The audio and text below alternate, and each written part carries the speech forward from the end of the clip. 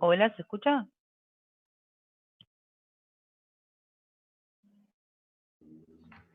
Sí, se escucha. Bien, perfecto. Lamentablemente no me está dejando compartir el PowerPoint que había confeccionado. O sea que, bueno, trataremos de que lo vayan siguiendo de forma verbal. Profe, Profe, Sí, pero usted no entró como anfitrión, entró como estudiante. entré como estudiante, no entré como anfitrión. Porque no te aparece que estás como anfitrión, te aparece alguno más nomás.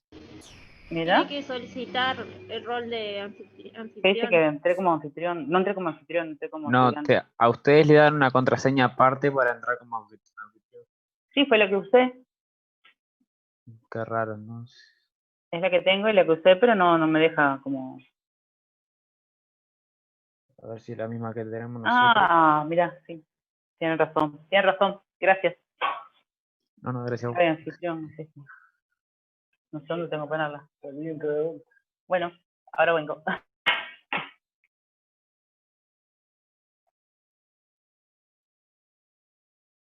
Ya vengo, ya vuelvo.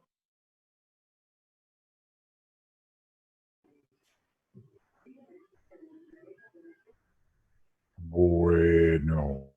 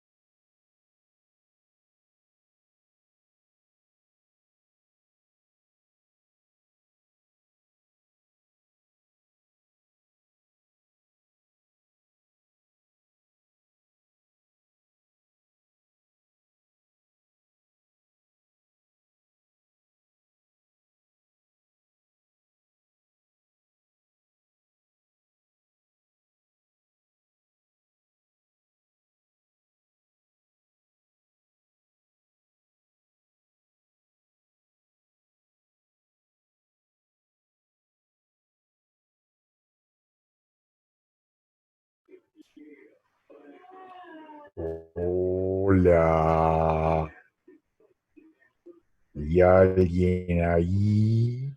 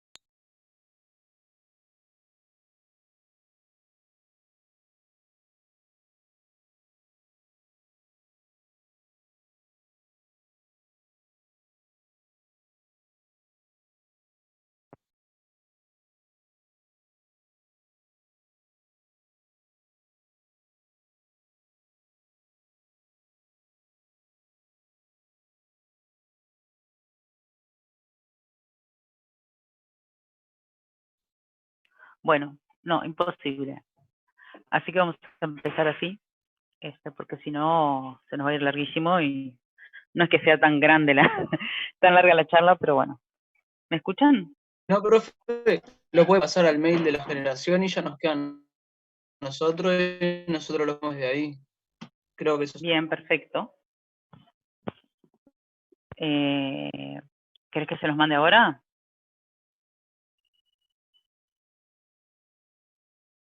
Si quiere, así Sí, ya lo sí. vamos pasando nosotros. Bien. ¿El correo alguno me lo manda?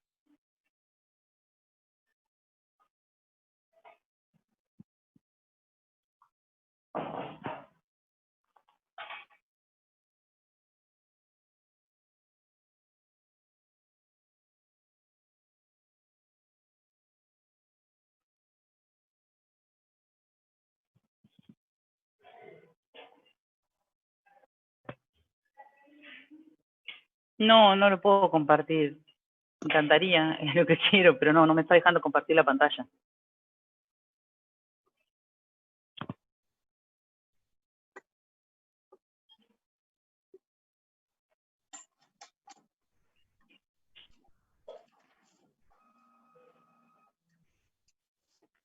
Fisiogen, muy bien. Ya enseguida voy.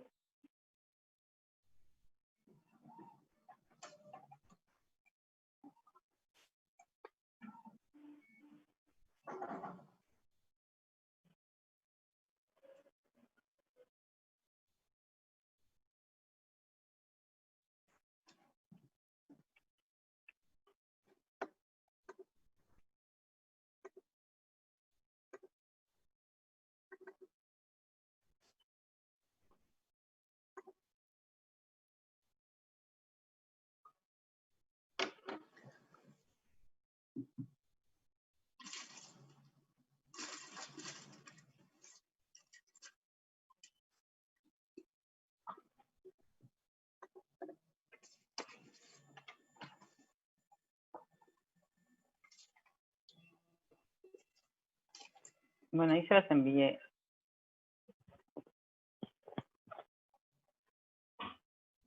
¿Les llegó?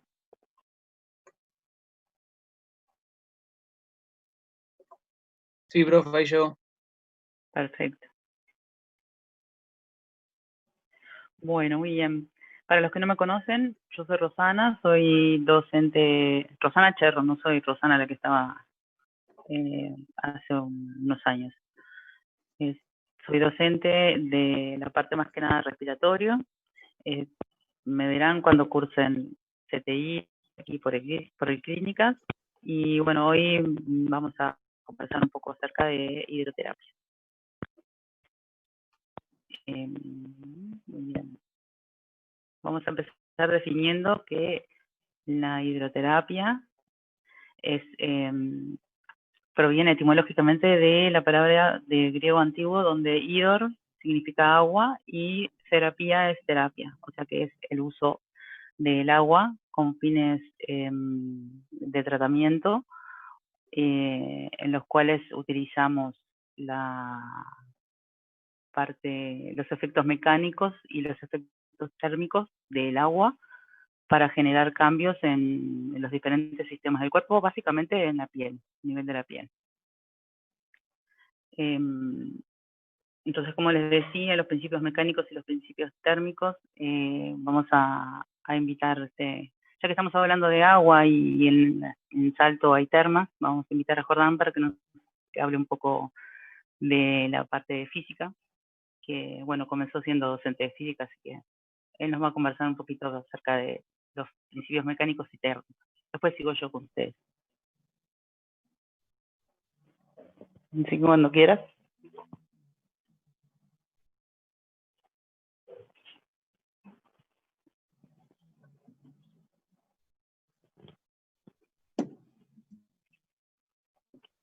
Vamos a ver si hola, hola. ¿Se escucha? Se escucha, sí. Perfecto. ¿Se escucha bajo? ¿Se escucha bien?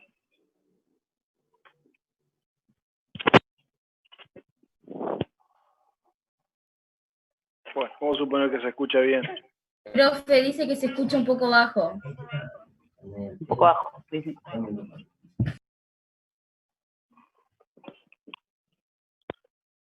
Hola, hola. ¿Un poco mejor ahora? Sí, ahora sí se escucha bien. Perfecto, muchas gracias. Bueno, mi nombre es Jordán Gómez, etcétera, no importa. A esta altura.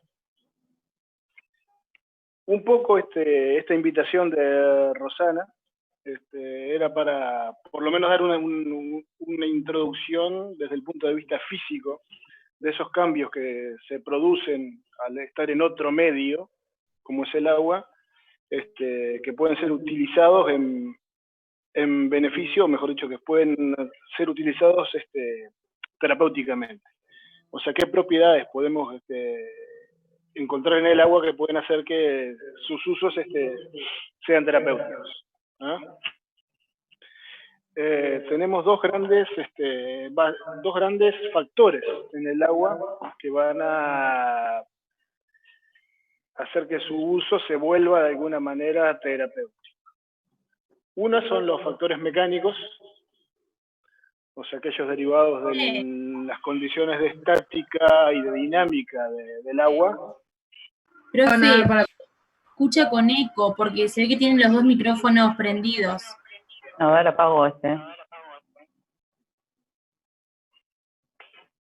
Si puedo, ¿no? Pará. Entre Zoom.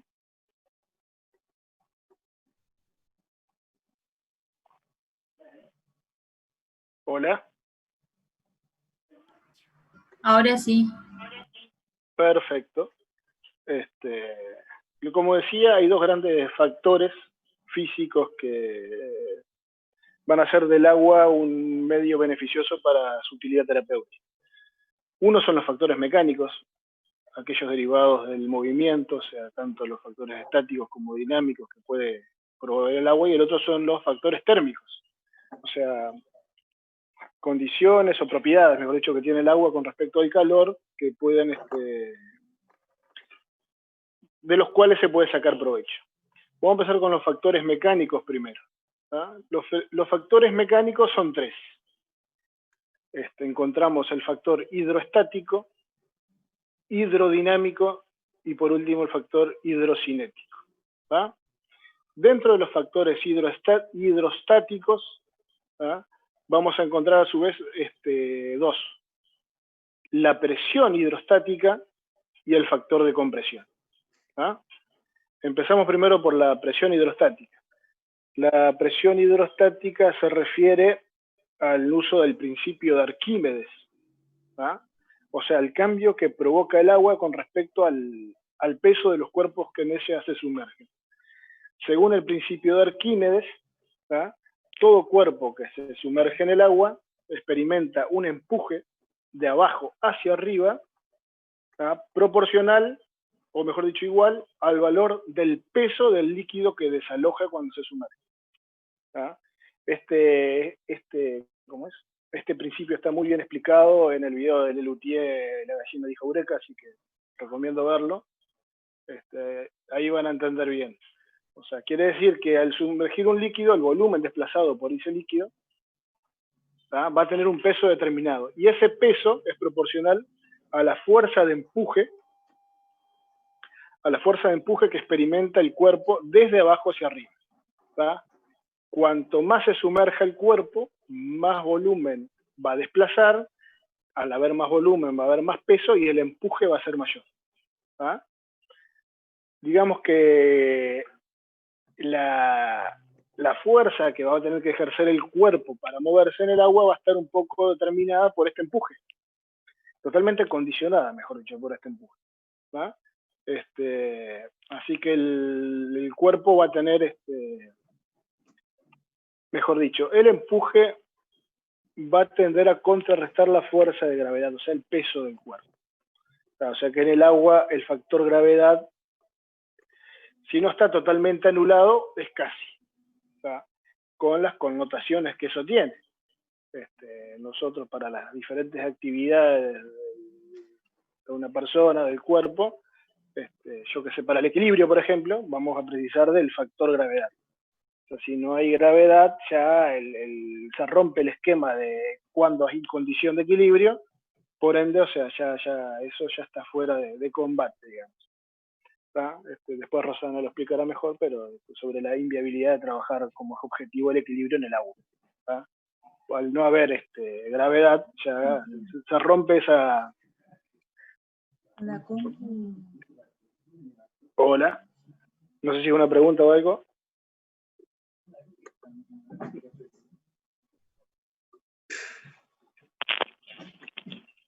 Se trancó. Bueno, no vaya a saber en qué parte.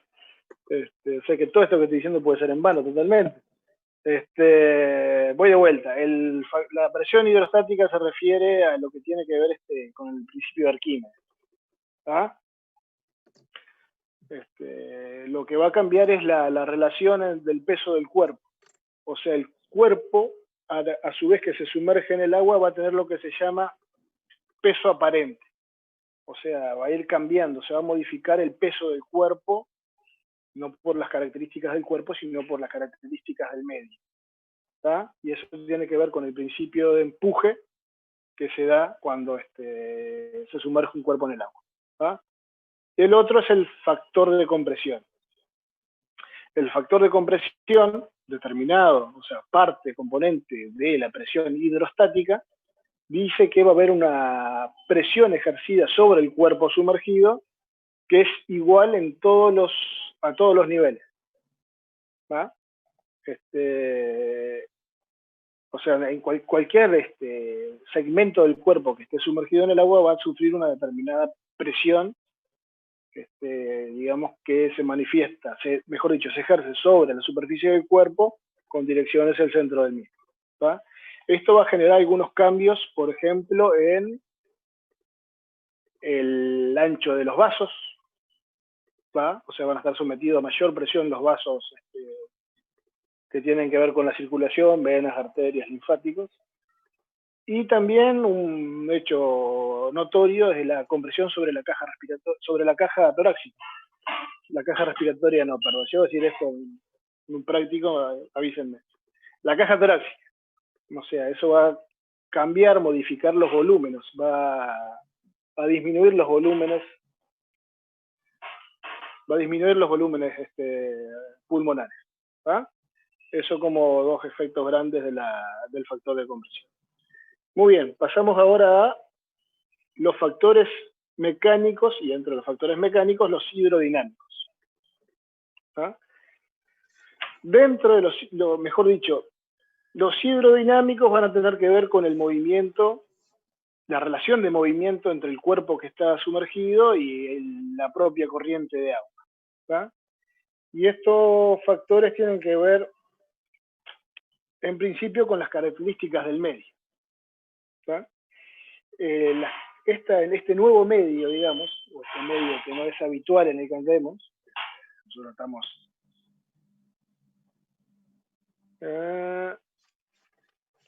o sea, voy de vuelta, los factores hidrodinámicos se van a dar el movimiento relativo entre el cuerpo sumergido y el medio, que es el agua. O sea, nosotros no andamos toda la vida en el agua, sino que andamos en el aire, otro fluido. O sea, esto cambia radicalmente, y propiedades que cambian cuando nos sumergimos, o sea, cuando estamos inmersos en el agua. ¿Tá? Por ejemplo, uno de los cambios que hay es en la resistencia al movimiento. ¿Tá? O sea, el movimiento en el aire, la resistencia que ofrece el aire al movimiento del cuerpo es mucho menor que la que ofrece el agua. ¿Tá? O sea, va a haber una resistencia hidrodinámica, ¿tá? Que tiene que ver con las propiedades del agua, ¿tá? Con la naturaleza del medio. Obviamente que al tener mayor... ¿Sí? ¿Escucho? Ah, como gritaba, pensé que le ibas a la barba. No, está jugando. Ah. Pensé que era una pregunta y es solo una interferencia. Emily, tenés el micrófono prendido.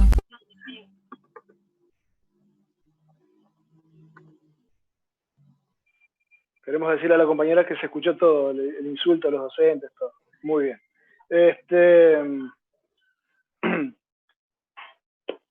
Sigo. Otra de las características del medio que modifica la relación de movimiento entre el medio y el cuerpo es la tensión superficial. O sea que la tensión superficial que se da en los líquidos es un aumento de la cohesión entre las moléculas que están en la superficie.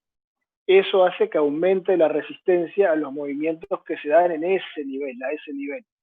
O sea, si ustedes, digamos que hacen un movimiento horizontal del brazo, con medio brazo bajo el agua y medio brazo arriba, van a notar un cambio en la resistencia, que va a ser mayor a que si el brazo obviamente esté fuera del agua o si el brazo esté debajo. ¿Va? ¿Por qué? Porque la tensión molecular en la superficie es mayor que, digamos, bajo la superficie del agua. ¿Va? No sé si quedó claro eso. Otro elemento que cambia la relación o sea, que cambia el movimiento relativo entre el cuerpo y el agua es la viscosidad. Obviamente es mayor la viscosidad del agua que la del aire. Eso también eso también contribuye a que la resistencia sea mayor. La otra propiedad es la densidad del agua. ¿Va?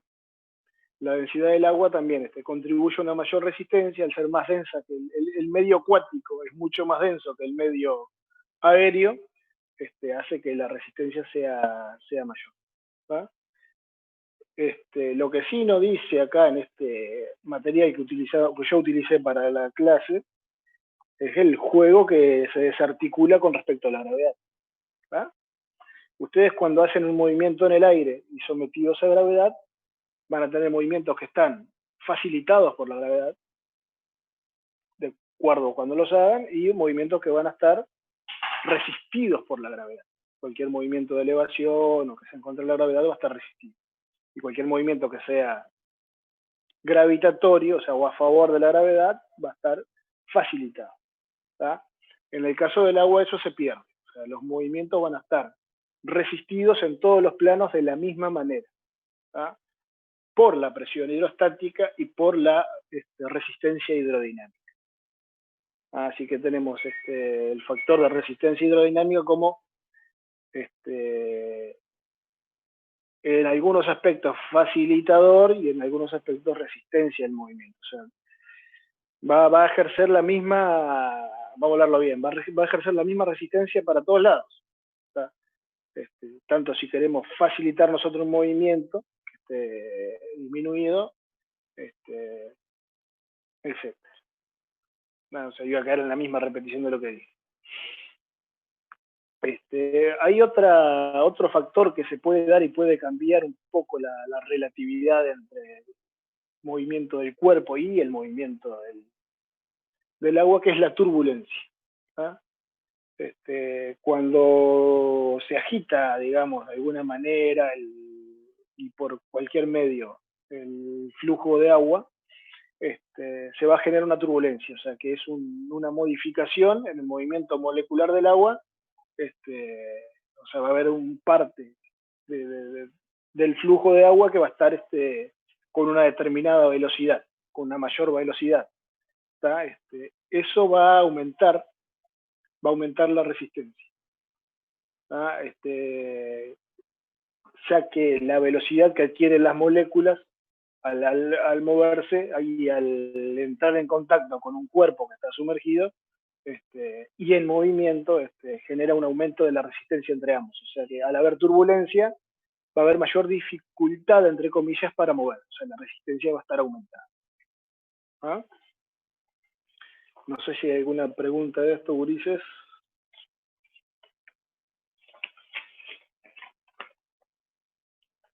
Muy bien, el tercer factor dentro del factor mecánico es el factor hidrocinético. Esto básicamente es cómo se administra el agua con respecto al cuerpo. ¿Tá? Y acá, para ejemplificar mejor y para que se entienda, lo que estuvimos hablando anteriormente de un cuerpo sumergido, características de un cuerpo sumergido. Ahora estamos hablando de un cuerpo que es chocado, por decirlo de alguna manera, con un flujo de líquido, de agua. ¿Va? Estamos hablando de los diferentes tipos de duchas que ustedes pueden encontrar, con diferentes presiones y diferentes,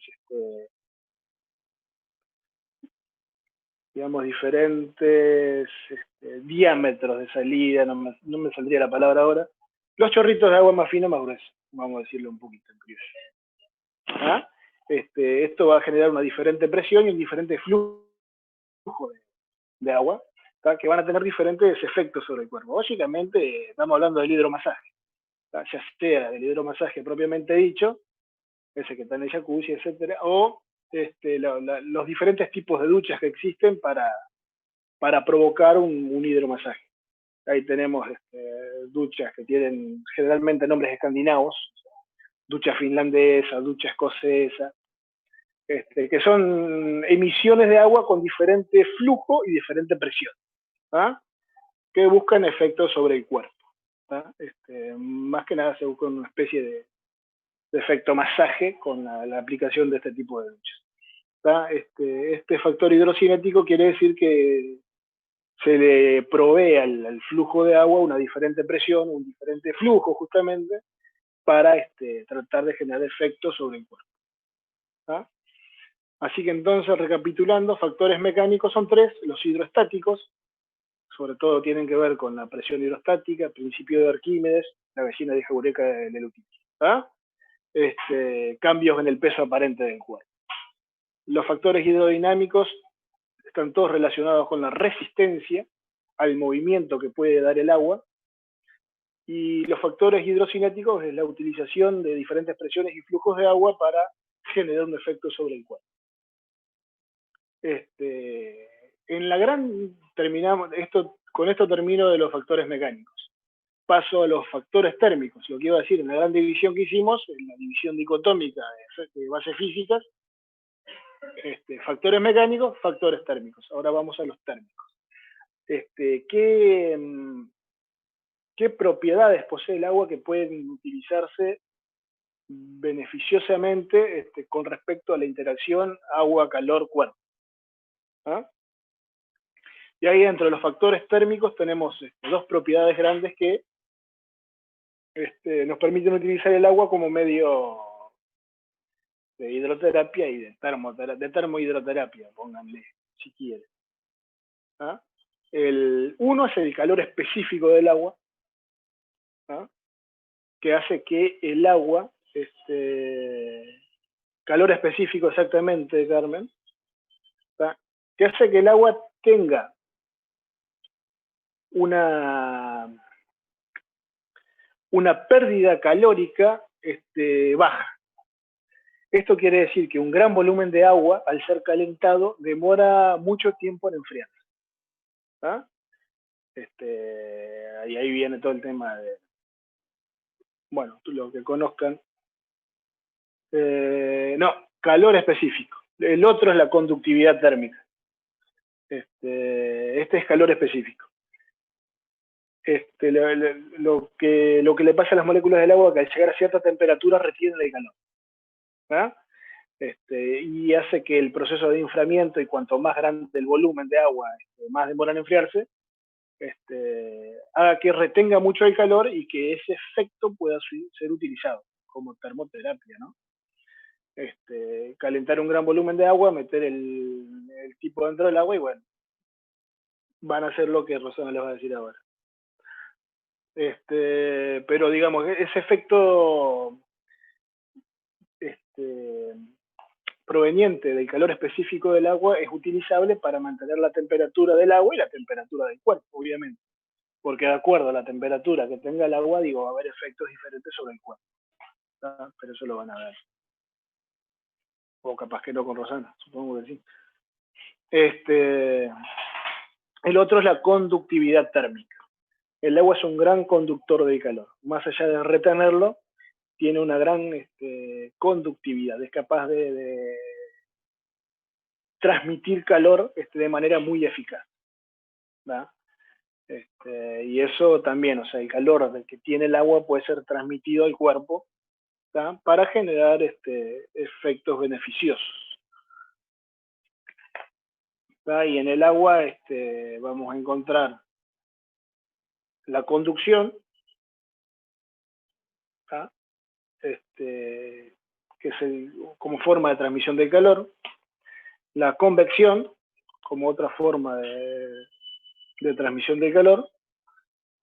Son las dos formas básicas, digamos, en este caso la convección me suena más, digo, porque es la forma de transmitir calor entre líquidos y de líquidos a sólidos, ¿ah? Hasta que hay un equilibrio, digamos, en este caso al ser el volumen de agua mucho más grande, supongo yo, la transmisión va a ser más desde el volumen de agua al cuerpo, ¿tá? Así que ese efecto de calor, relajante, etcétera, etcétera, que habrán aprendido o no en física, puede ser utilizado para mejorar las condiciones del movimiento. ¿Tá? O sea, el agua nosotros usamos como medio para mejorar condiciones de movimiento. ¿Tá? Y hasta ahí. Hasta ahí en el sentido de que después toda la magia que tiene el agua es simplemente magia. Acá nosotros como fisioterapeutas buscamos mejorar las condiciones del movimiento simplemente. E importantemente, digo. Si no tienen ninguna pregunta, le cedo la posta a Rosana. así que pudo No, arreglar la profe. computadora. Muy bien, entonces, Rosana, sigue usted.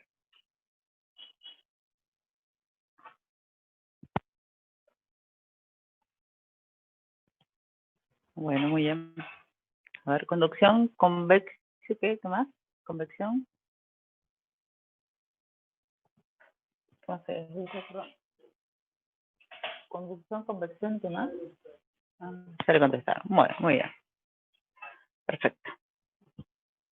Bueno, entonces complementando un poco el tema de la temperatura, vamos a estar dividiendo, a ver, la temperatura del agua en fría, ¿sí? Que iría de 16 hasta 33 grados, en termo indiferente o neutra, entre 34 y 36, y después agua caliente de 37 a 40, y después ya los hierven casi directamente.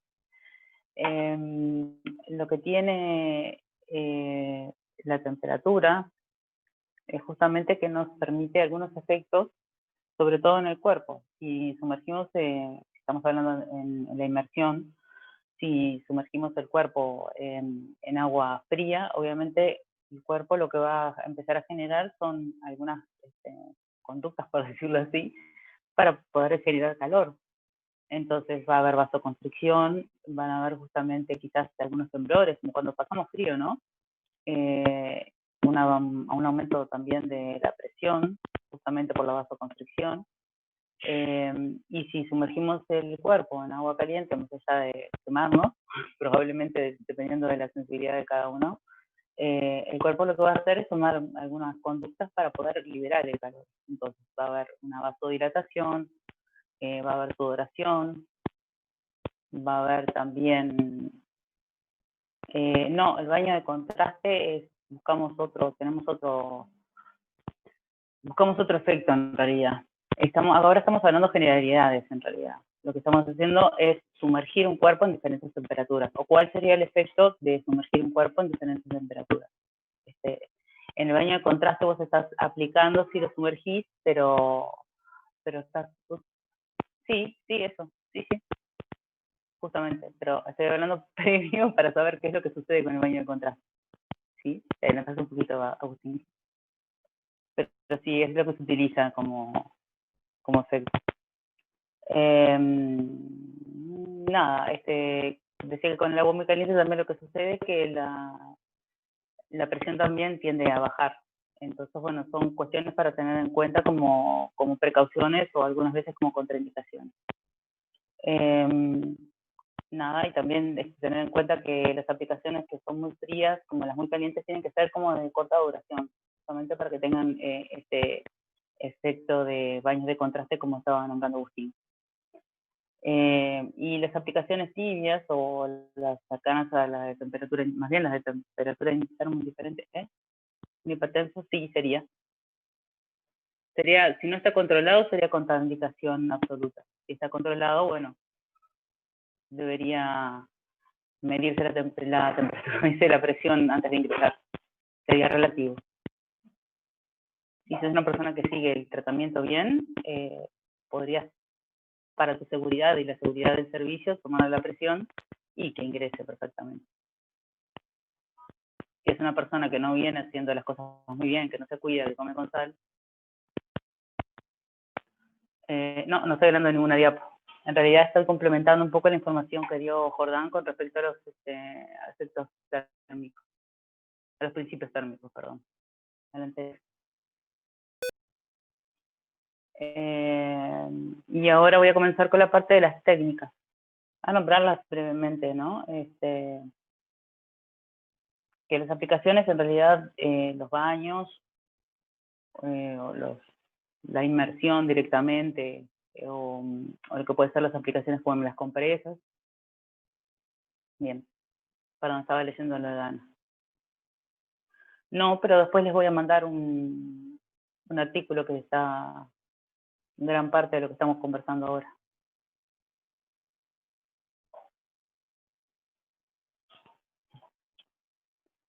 Pero se los manda por correo. ¿Está? nada, que tener en cuenta que las aplicaciones pueden ser totales, parciales o locales, ¿no? O sea, ¿cómo? ¿Los detalles de la temperatura lo puedo reiterar? Sí. Temperatura fría va de 16 a 33, temperatura termo indiferente de 34 a 36 y de 37 a 40 o a 43 esa temperatura de agua muy caliente. Caliente o muy caliente, como quieran, depende de la sensibilidad de cada uno. ¿Listo, Carmen? Sigo.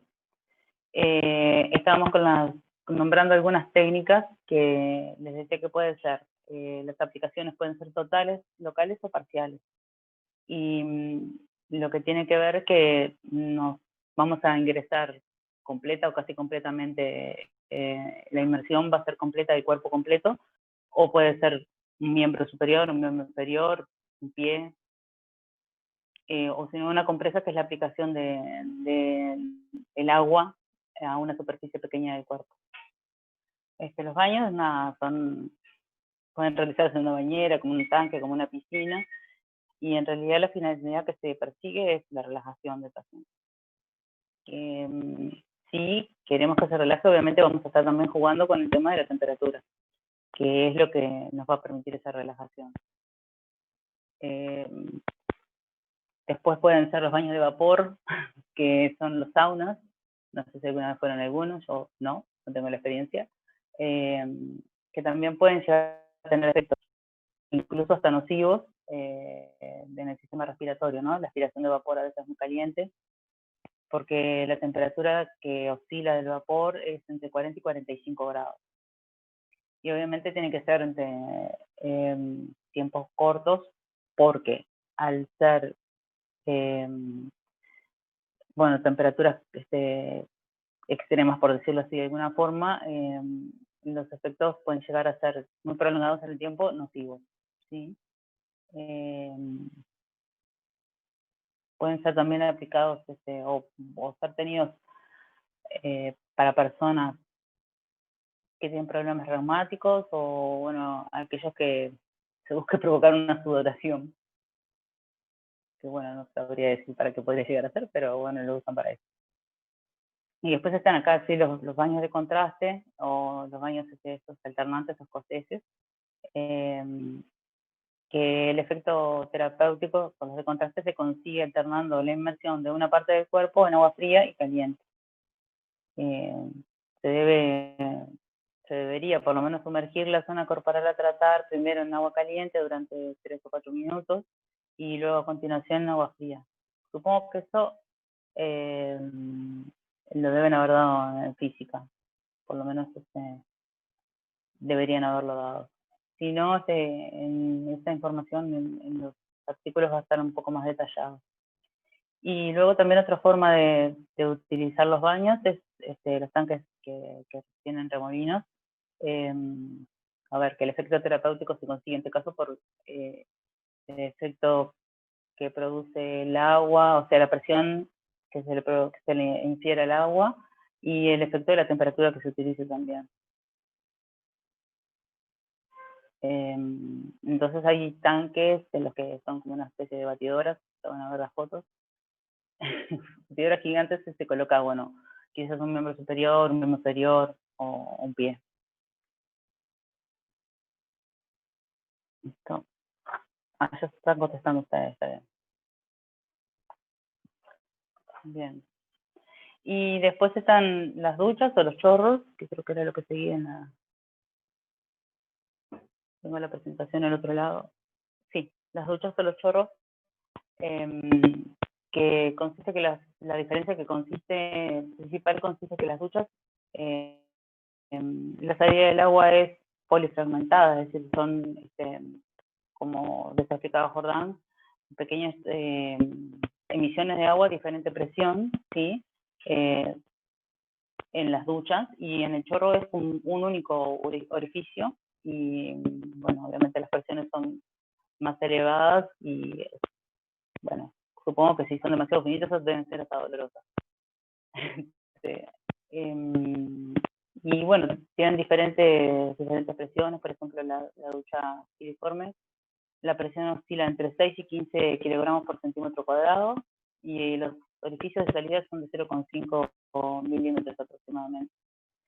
Y los chorros de presión, para que noten la diferencia, se realizan en una presión de 1 a 3 atmósferas y se proyecta sobre el paciente a una distancia de 3 o 4 metros. Normalmente de espalda, porque me imagino que de frente debe ser un tanto doloroso. Y por supuesto que seguimos nombrando que son tratamientos de corto plazo, ¿no? Como que no se mantiene esa presión por demasiado tiempo. Y básicamente lo que estaría buscando es estimular, ¿no? Sobre todo la circulación. Luego están otras técnicas que son las compresas o las envolturas, ¿no? Como que se utilizan temperaturas muy frías o muy calientes y bueno, lo que se hace es que se envuelve una zona con un tejido, con un tejido así que esté poroso o húmedo y luego con una parte que otro tejido más seco. Yo eso nunca lo vi, está descrito por aquí.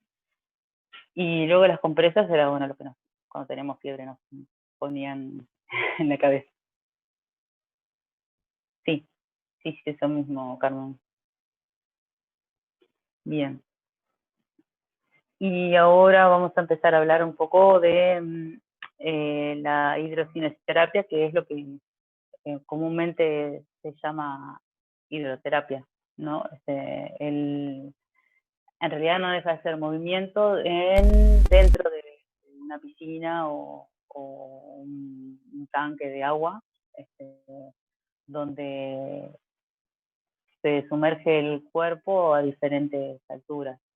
Y entonces allí lo que hacemos es, llegamos a tener una disminución del peso aparente del cuerpo, dependiendo de la profundidad a la que nos vayamos a sumergir. Y entonces, más o menos para que tengan una idea, que también va a ir dentro del artículo, si sumergimos el cuerpo a la altura del cuello, estaríamos con un peso aparente del 10% del peso corporal. Por eso es que cuando estamos en la playa jugando en una piscina, podemos levantar a personas que incluso son mucho más grandes que nosotros, ¿no?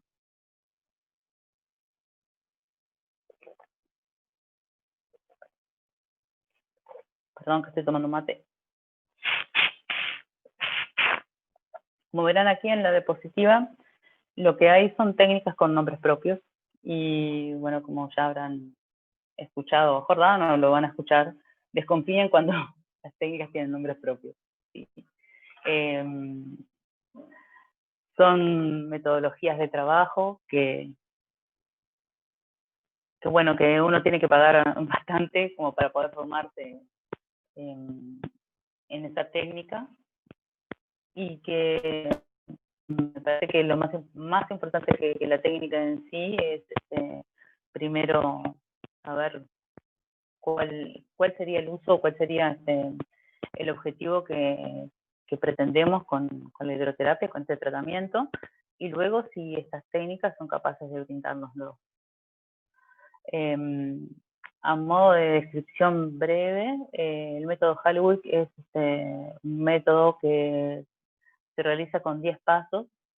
Si no me equivoco, fue creado en Hallwig, en un lugar, Bárragas fue que se llama ese lugar. Hallwig fue creado para lograr que las personas con discapacidad, alguna discapacidad motriz, o situación de discapacidad motriz, hablemos justamente, logren realizar quizás nadar o por lo menos desplazamientos en el agua que le permitan, bueno, disfrutar del medio y tener algún tratamiento. Luego se extrapoló a como una técnica de fisioterapia, sobre todo está muy utilizado en pediatría. Perdón, que me voy a tomar otro mate.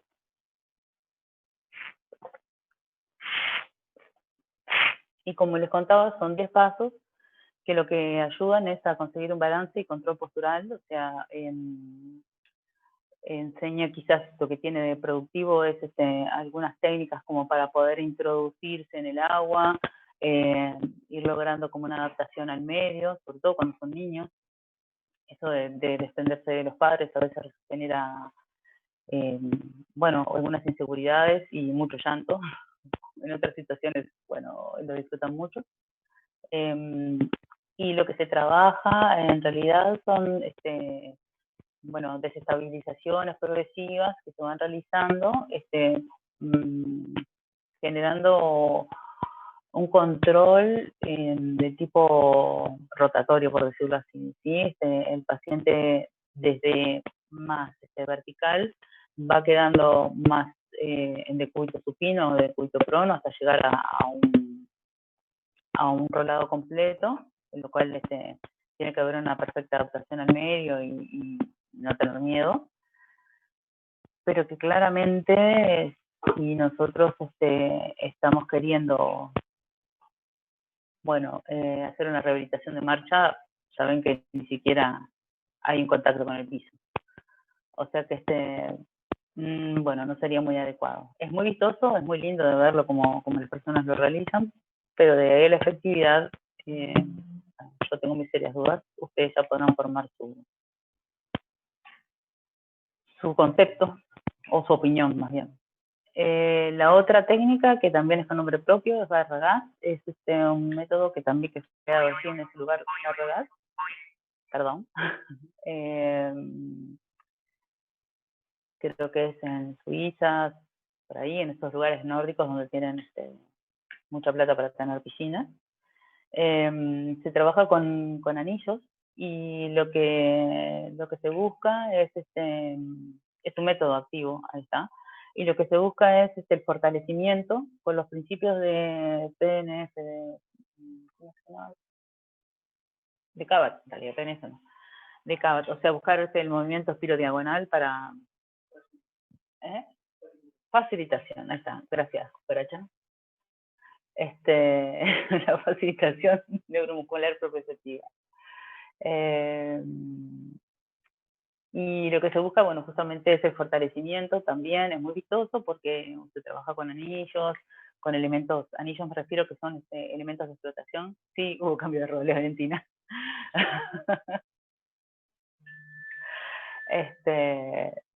Y lo que se busca es el fortalecimiento. Entonces el paciente que generalmente está trabajando en decúbito supino, sí, generalmente es en decúbito supino y hay diferentes patrones de movimiento para el tronco, o para los miembros inferiores, o para trabajar abdominales. Lo que tienen es que no hay un punto fijo, entonces trabaja el paciente, pero el terapeuta les aseguro que trabaja muchísimo más también. Y dependiendo del tamaño del paciente también, si las palancas son muy largas, hay que hacer mucha fuerza, mucha fuerza. Ahí va tu mate. Luego el Tai Chi, que no lo conozco, dice que es una forma de ejercicio activo basado en los principios del Tai Chi. Bueno, como estábamos hablando hoy con respecto a la velocidad de los movimientos, cuando la velocidad de desplazamiento es más lenta, el agua te ofrece menor resistencia. Si nosotros empezamos a hacer movimientos más rápidos, la resistencia que el agua ofrece es mucho mayor y nos va a costar mucho más movernos. O sea que, volviendo al método anterior, si estábamos pidiéndole a un paciente que haga un movimiento de flexión, de extensión, de justo el patrón que estamos trabajando, si es más rápido, el agua le va a ofrecer mucho más resistencia para el paciente y para el terapeuta. Y acá había algo muy interesante que decía que la resistencia será directamente proporcional a la velocidad del movimiento o proporcional a la velocidad del movimiento al cuadrado respectivamente. O sea que tengan en cuenta que si se mueven más rápido, la resistencia va a ser aún mayor. Bueno, hay por ahí algunos cursos que hablan de que hay programas de prevención de caídas con esta técnica de chi. Salvo que seas un anfibio que vivas en el agua, vas a poder realizar un trabajo de prevención de caídas. Porque fuera del agua no vas a tener nada que te sostenga y te vas a ir al piso igual. Y la otra técnica que también existen más, pero bueno, yo voy a hablar de las más conocidas. La otra técnica es Watsu, que son movimientos pasivos de flexión y extensión que tienen, vendría a ser casi como una coreografía, por decírselo así. Van desde movimientos breves de extensión y flexión para que los pacientes se acompasen con la respiración hasta terminar casi en una posición fetal girando como que estuvieras dentro de un vientre materno, que también es muy lindo de ver y es muy relajante de ser sentido, y que básicamente creo que ese sería como el que menos estaría vendiendo humo, por decirlo así, porque en realidad su finalidad es la relajación. Bien. Después vamos a conversar un poquito acerca de las contraindicaciones y las precauciones, pero antes de eso vamos a conversar un poco acerca de los efectos fisiológicos y si ahora estamos bien. Jordán ya les estuvo hablando algo un poco de los efectos sobre el sistema respiratorio, que la presión hidrostática hacía que aumentara, que disminuyera en aproximadamente un 10% el perímetro torácico, por justamente la presión que ejerce el agua, ¿verdad? Y eso también hace que el volumen sanguíneo vaya desde la periferia hacia la parte central. Entonces, con eso vamos a tener que hay un cambio en los volúmenes pulmonares y hace que la capacidad vital se reduzca entre un 6 y un 9%, y que la capacidad residual funcional se disminuya hasta un 54%. Por lo tanto, ustedes ya dieron algo de respiratorio, creo, y de las deficiencias obstructivas, restrictivas y mixtas. Es importante que tengan en cuenta la inmersión hasta el cuello, por encima del cuello, en una persona que sabemos que tiene un trastorno respiratorio o una deficiencia respiratoria. Hablemos bien. Sobre el sistema cardiovascular, la presión hidrostática hace que se incrementen los retornos venosos y linfáticos, y eso hace que aumente el volumen central de sangre, que aumente cercano a un 60%, y hace que también aumente la presión venosa central. Esto hablamos solamente del efecto que produce la inmersión. ¿Ayuda el asma? Bueno, ayuda, no sé si ayuda el asma. No sé si le ayudaría, habría que ver que solamente fuera asma lo que tiene la persona. Y también hay que tener en cuenta que el agua también tiene cloro, y que eso puede ser un factor que puede generar alguna inflamación, porque no nos olvidemos que estamos inhalando el vapor. Si la temperatura del agua es indiferente, está entre 34 y 36, podemos estar inhalando o inhalando el cloro, que puede generar alguna reacción alérgica. Así que con eso hay que tener un poco de precaución también.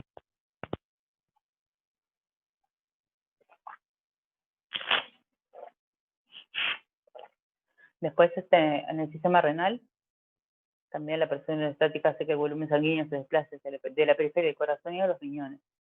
Y entonces la inmersión va a asegurar la diuresis.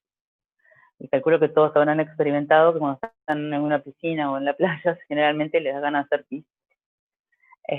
Porque hay una disminución esto provoca una disminución de la hormona, y lo estoy leyendo esto porque no me lo acuerdo, hormona antidiurética, y la supresión del sistema renina-angiotensina-aldosterona.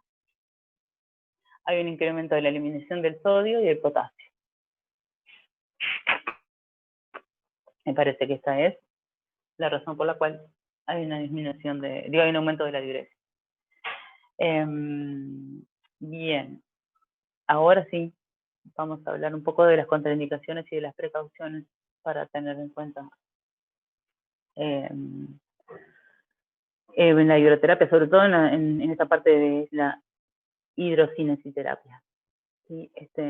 Son contraindicaciones y absolutas, diría yo, los procesos de infecciones y las afecciones dérmicas contagiosas, hongos que pueden llegar a existir. Sí, ayuda. Pero si estás con una temperatura, también tienes que tener en cuenta, a ver, Carmen, acá lo que estábamos nombrando solamente son los efectos de la inmersión. Hay que tener en cuenta también el efecto térmico, ¿sí? No es solamente el efecto de la presión hidrostática el que vamos a tener en cuenta. Las contraindicaciones absolutas serían los procesos infecciosos y las afecciones dérmicas contagiosas, heridas abiertas, obviamente por el riesgo de infección, porque por más que el agua tenga una concentración de cloro que tiene que estar dentro de, dependiendo de las unidades, en este momento yo no recuerdo cuáles son, pero hay unos parámetros en los que se tienen que respetar. Por debajo de ese valor sería un caldo de cultivo, por decirlo así, de gérmenes. Por encima puede llegar a ser nocivo para la piel y para los gases inhalados.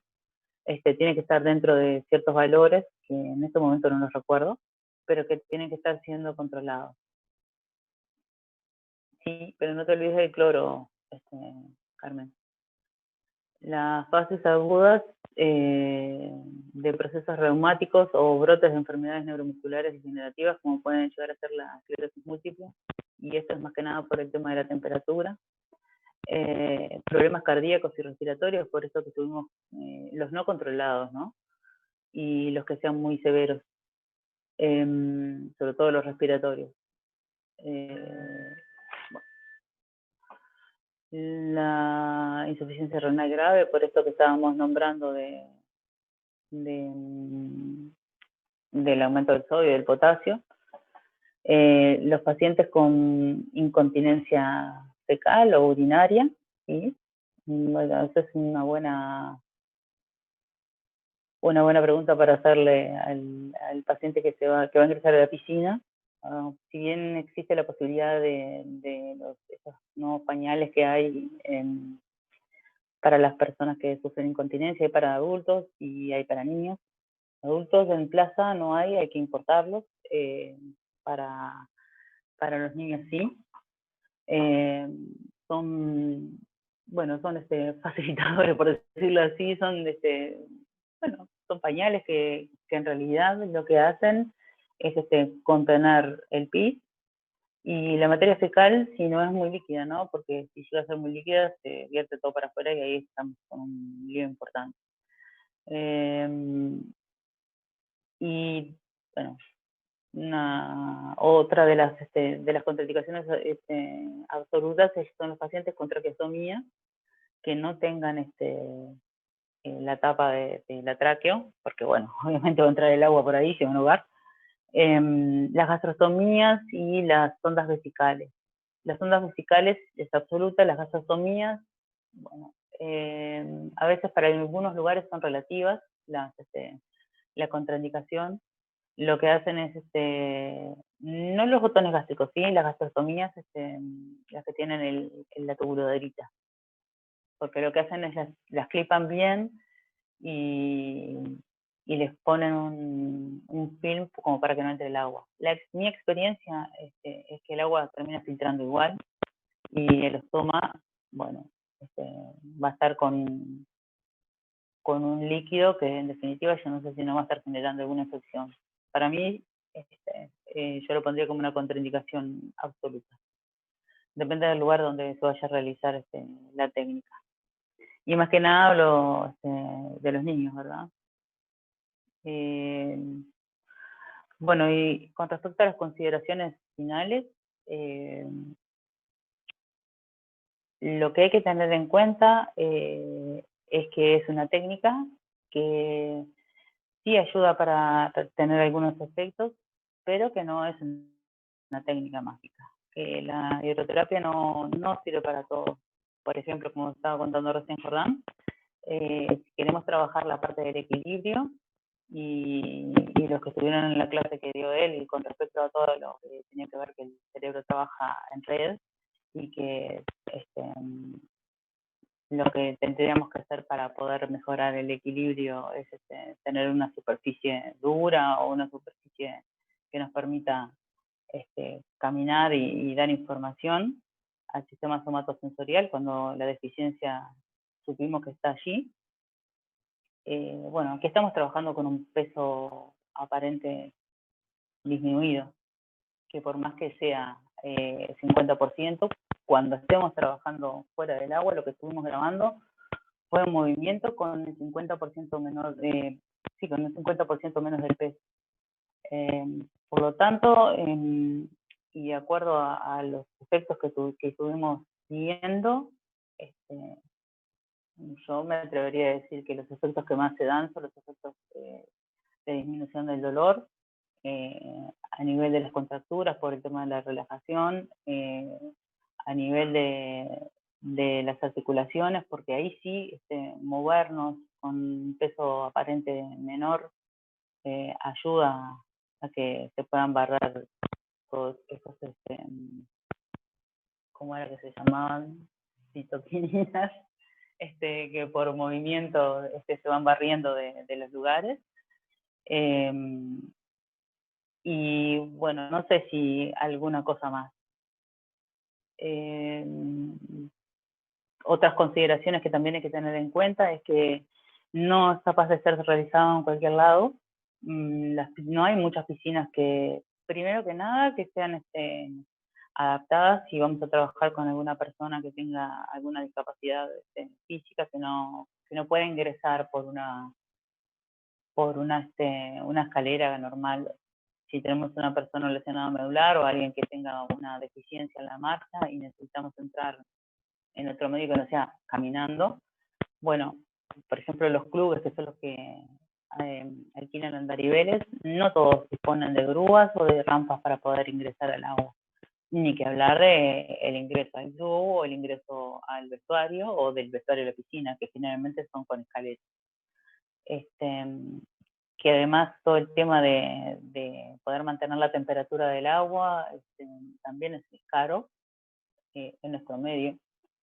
Quizás en otros países, y sobre todo los países nórdicos, tienen hasta la posibilidad de ingresar con personas cuando están internadas, y he visto fotografías de personas con asistencia ventilatoria mecánica dentro de las instituciones, donde el piso de la piscina se va sumergiendo y van ingresando al paciente dentro de esa piscina. Yo me pregunto, ¿no?, cuál sería el objetivo que querían lograr, pero las fotos las vi. Y bueno, creo que no mucho más. Muchas veces, y sobre todo estos cursos que les decía, venden a la hidroterapia como la gran panacea, o sea, todo lo que te sirve para todo. Bueno, como todas las técnicas, hay que elegir bien qué efecto queremos buscar, y sobre todo, y previo a eso, hacer una evaluación correcta, trazarnos un diagnóstico kinésico y ahí elegir el tratamiento, que será o no será indicada la hidroterapia. Bueno, no sé si tienen alguna pregunta.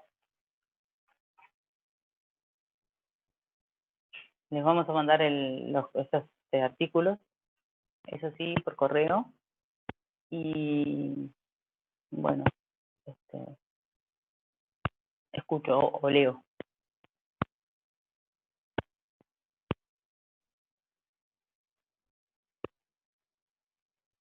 No lo sé. No sabría decirte. Donde hay piscinas, en casa de Gardel, no sé si van a tener alguien que puedan ingresar. Ahí hay muchos videos truchos también que no muestran realmente la técnica. Yo no sé si tengo alguno, me voy a fijar a ver si tengo algo, les puedo compartir algún otro material. Pero creo que con lo que más se tienen que quedar es justamente cuál es el efecto que quieren buscar en realidad, ¿cuál es para el objetivo, para el diagnóstico triquinésico que ustedes se plantean, si el tratamiento adecuado es la hidroterapia? Eso me parece que es lo más importante de todo.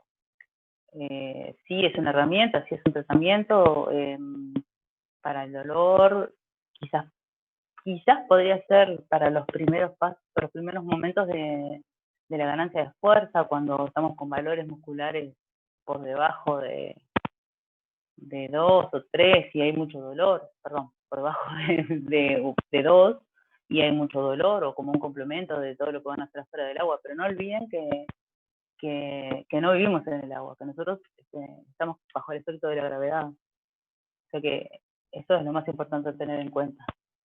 Más allá de que lo indiquen y todo, nosotros tenemos que tener la capacidad de poder decidir la elección del tratamiento adecuado para los objetivos que nos planteamos previo al diagnóstico clínico. Me está quedando sin batería el auricular, o sea que el micrófono se me va a apagar. Si tienen alguna duda podemos seguir por chat o alguna cosa así, o bueno, si no, damos por finalizado.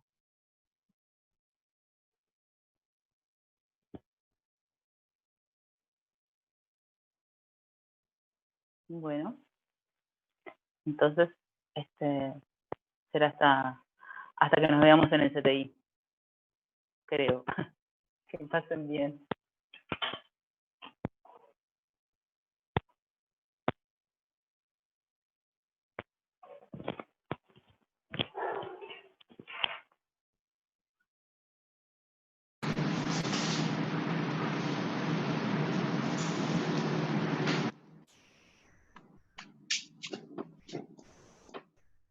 Pero para arriba, incluso.